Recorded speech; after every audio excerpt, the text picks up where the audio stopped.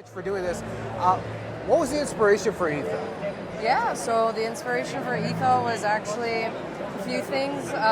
Combination of my professional work experience and also personal experience.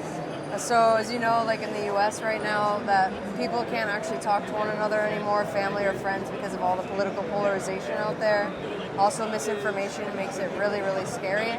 So I'd say that's like one big one. I also used to work at Warner Bros. Media as well as Workday, where I was a systems deployment consultant for both of those. So I'd say like those combined experiences helped me find that.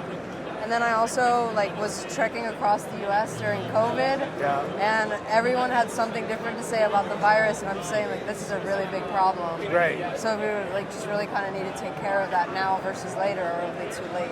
Absolutely. Yeah. So how did you get started on Etha in terms of the technology of it, of course? So the technology of it, I would say that I did a lot of it with my co-founder when I first met him in March of last year in 2020.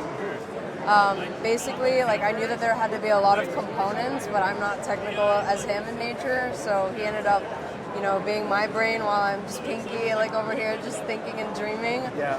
And we started putting things to paper, and, it became to what it is today. We're on the Apple Play Store and Google, and, we're just focusing on user growth right now.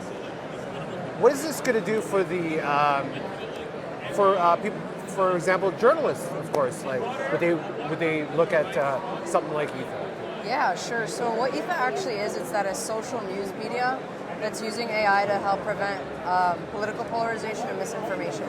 So for instance, the AI for the media part is actually going to go to the first time someone ever had an origination source. So let's say if a politician said, "I love you," you'd actually be able to see the first time ever on the internet that it was mentioned, and actually track back all of the different narratives of how things got over-exaggerated or overexposed or completely falsified.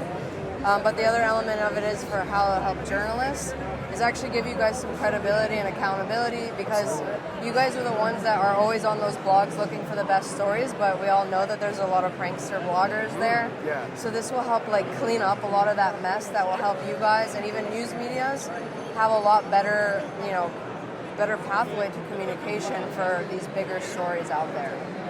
So on the same subject of pranksters, how does Etha remain botless, of course? So that's another AI that we're building internally. So for bots, for instance, let's say if you're extremely constructive on the platform, you'll do well. Your comments will be at the top, you'll get to interact full-fledged for the platform. But if you are deconstructive, or if you're just spamming the crap out of our platform, you're actually going to get ranked very, very low, to the point where it says hey, do you really want to read this? Because they're going to be just either fake people or viruses. So at your own risk kind of thing, to help with media literacy. So tell us, how do you see the future of Etha, and where do you want it to go? So the future of Etha is actually, the technical term of what we're building is called an algocracy. So that's a government by algorithm. And a lot of this has to do obviously with people as well as technology. It's not one side or the other like people think. But what we'd like to use this for is actually a new government 2.0, and this government will actually allow us to make policy and lawmaking with a much cleaner atmosphere of news and information. Yeah. That way, people don't get upset of what politicians said, because it's actually coming from them. And then people can actually have a direct bridge to start solving and having elections digitally through a digital fortress, I guess you could kind of say. How does it feel to be here at Collision, and of course your app, Etha, here, of course? Yeah. It's amazing. I mean, look at this place. This is my first time in Toronto, Canada, so really happy to be here, and Etha is as well. We love the exposure. We love to talk to everyone and educate about what we're doing, and thanks for having me. Thank you so much for your time. Yeah. Wicked.